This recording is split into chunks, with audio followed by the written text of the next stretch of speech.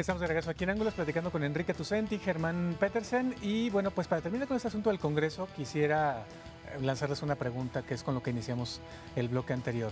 ¿Tiene sentido que los trabajadores actuales, supernumerarios que no han cobrado, y también algunos de nómina que no han cobrado, incluso se dice que algunos diputados no han cobrado, las 2 quincenas últimas y quién sabe si cobran la que sigue, impidan la toma de protesta de los siguientes diputados? ¿Va a ayudar eso en algo a resolver la crisis financiera del Congreso? ¿No es meterse la pata ante los que posiblemente podrían venir a salvarlos pagándoles con el presupuesto que van a tener ya como la próxima legislatura, ahora sí las deudas pendientes? Es que digamos que es un objetivo estratégico el de tratar de impedir su toma de protesta. Ellos saben que no pueden impedir la toma de protesta en sí misma, pero saben que pueden acelerar que salgan los cheques de aquí al jueves o que por lo menos se llegue a un arreglo de cómo se va a pagar esas que son 6 quincenas, no, 3 quincenas, tres quincenas que se les debe.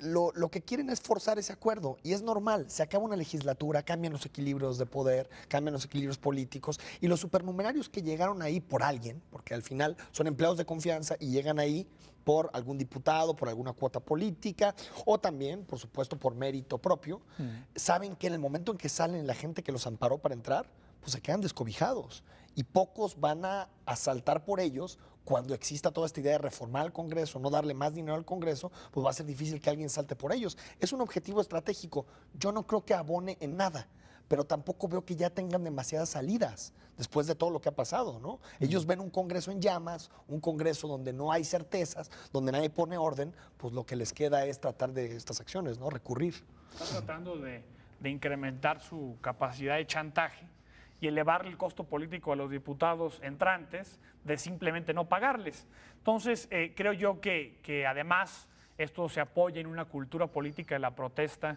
muy arraigada en México, donde cuando los vínculos institucionales o los canales administrativos, por ejemplo, en este caso, para pagarle a los supernumerarios, quedan agotados, pues entonces se recurre a la protesta abierta, al bloqueo de calles, aunque en este caso es nada más el bloqueo del patio, para buscar que se les pague. Entonces sí va a ser su estrategia, hacia allá apunta, es una estrategia de ya no irse por la vía de la negociación nada más, sino una negociación que además implique estrategias de despliegue más simbólico, más expresivo, más de bloqueo, vaya, dentro del Congreso, a ver qué logran. Se ve complicado y también les podría salir el tiro por la culata, ¿no? Que digan, bueno, si por la buena, quién sabe, ahora por la mala menos. Y también es una estrategia para que los diputados entrantes que no quieren pagar con el costo de esta herencia que les deja la legislatura 59, negocien con sus bancadas para lo antes posible sacar un buen arreglo. O sea, la presión es directa a los nuevos diputados de, a ver, tienen sus bancadas, negocien en este momento y que salgan los cheques si no quieren cargar con nosotros, porque sí puede ser que se lleguen a juicios muy largos y que si no les pagaron hasta este momento exijan los 3 meses de indemnización.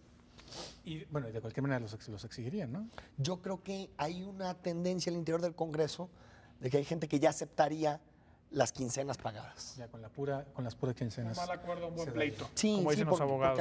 Porque al final, entre que se arregla el Congreso, que salen los recursos, yo dudo que Emilio le quiera meter dinero para rescatar al Congreso en estos meses que quedan.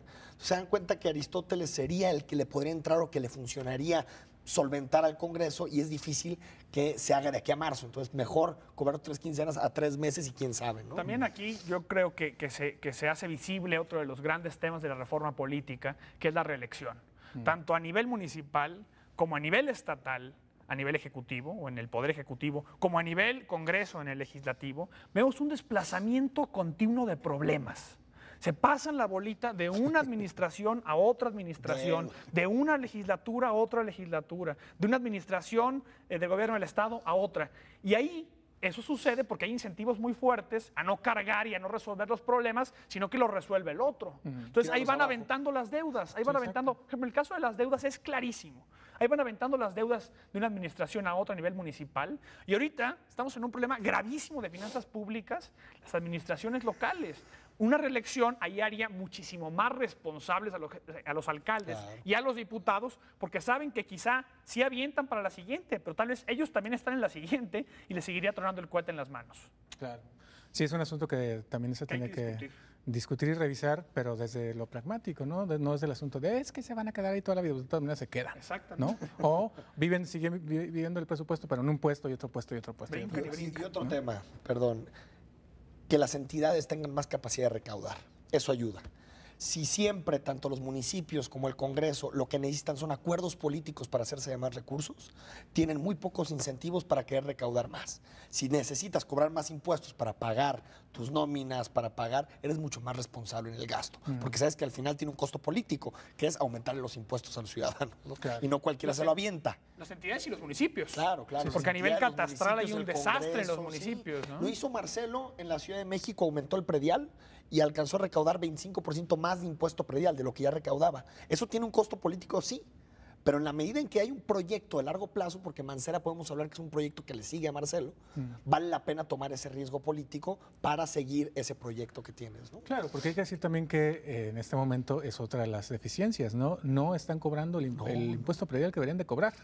Y es un poco lo que sucede a nivel nacional también, ¿no? Claro. De que todos los impuestos que se deberían estar recaudando Le no se extiendes la están mano recaudando. al señor presidente. Y es Exacto, pura nada indolencia más. por comodidad. Por comodidad, Pura indolencia por comodidad y además los recursos que llegan federales han sido terriblemente dilapidados en los últimos 10, 12 años, de manera terrible, ¿no? Abrupta.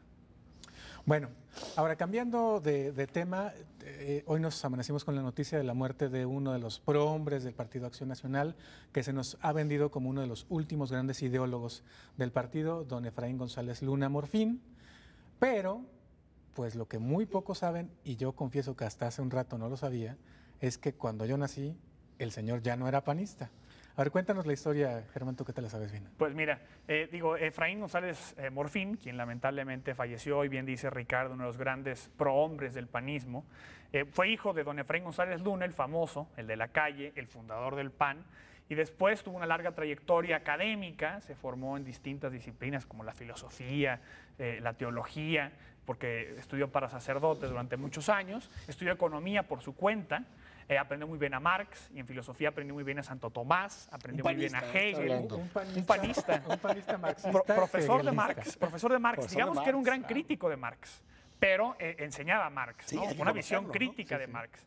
Y además, a sus alumnos, yo he conocido a varios, les decía que no podían entender a Marx si no entendían a Hegel. Entonces los ponía a leer a Hegel. Claro, por Su perro se llamó Hegel, ya murió el perro, pero su perro se llamaba Hegel.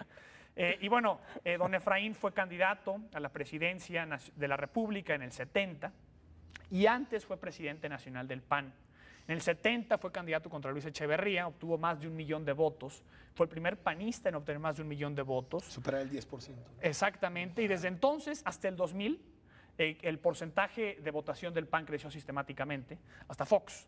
Entonces fue un punto de quiebre, pero también, bien lo recuerdas, y para no extendernos porque de don Efra podríamos decir muchísimo, en el 78 él rompe con el PAN, él tiene una ruptura clarísima porque consideraba que el partido se estaba volviendo demasiado pragmático, estaba muy centrado en la disputa electoral y no en un proyecto de Estado, un proyecto de nación de futuro.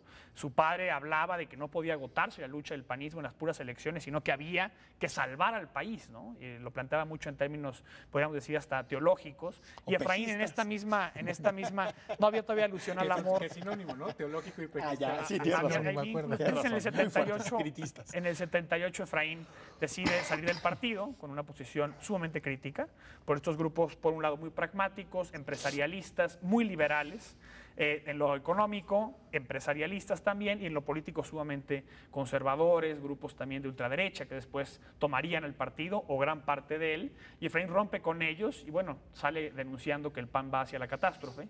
Electoralmente no fue así, pero en otros sentidos, pues hoy vemos las consecuencias, ¿no? Claro, sí, de hecho, después de él se dice que el único gran ideólogo que tuvo el panismo Luján. fue Carlos Castillo Peraza. Castillo Peraza, Adolfo poco más Christie pragmático. fue anterior.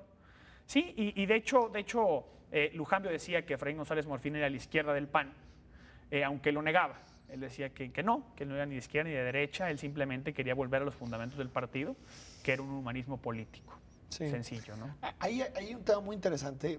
Tú ahorita hablabas del neopanismo empresarial, o los que en ese momento, te acuerdas, les llamaban los bárbaros del norte. Sí, o el O Grupo los bárbaros Monterrey. del norte o el grupo Monterrey, que era el grupo que empezaba con el avance de un empresariado mucho más fuerte en el norte, empezaba a tomar fuerza y digamos, el ala pragmática al interior del PAN empezaba a ganar las elecciones internas. Pero lo que es muy interesante es la decisión de Efraín González Morfín de ir a la elección de 1970. Si tú te metes a ver la discusión que hubo para ver si competían o no, porque hay que recordar que en ese momento en el PAN el debate era si competían electoralmente le podían hacer el juego al PRI y legitimar al PRI. Entonces la idea era, ¿por qué vamos a competir en una elección que no es justa, que no es democrática, donde no tenemos oportunidad de ganar? Y había dos bandos, uno que decía que había que participar en elecciones y Efraín estaba en el otro bando, en el no participar en elecciones. Y aún así fue el candidato. En el debate terminan ganando, exactamente, terminan ganando los que quieren ir a la elección y Efraín González Morfín, porque era un hombre profundamente democrático, hay que decirlo, entiende que esa era la necesidad, que él tenía que tomar esa posición, es candidato, hace una muy buena campaña, tiene muy buenos resultados en zonas metropolitanas donde empezaba a fermentarse una clase media mucho más activa, tiene mucha fuerza en ciudades, a pesar de que como narran muchas crónicas de esa época, la batalla y la guerra sucia, en ese momento sí, guerra sucia contra Efraín en las ciudades, sobre todo aquí en Guadalajara, era fuertísima, tratando de desprestigiarlo, poniendo, digamos, como estampas de que su fama era negativa. Bueno, al final yo creo que con Efraín González Morfín se va un PAN que buscaba en la deliberación una acción política, un PAN liberal, un PAN que veía en la solidaridad una característica básica de la política y que remedió estos múltiples elementos que tiene el PAN, bien común y muchas ideologías que por mucho tiempo fueron muy importantes en el interior del PAN, ¿no? Claro, muy humanista, ¿no? Muy humanista. Eso es lo que se extraña de justamente esos prohombres del Partido Acción Nacional. Vamos a la pausa, después de la pausa seguiremos platicando un poco acerca de don Efraín y también los otros panistas que han muerto en tiempos recientes y hablaremos también de la güerita, que no es hija del chiclero porque es güerita y el chiclero es morenito. Regresamos.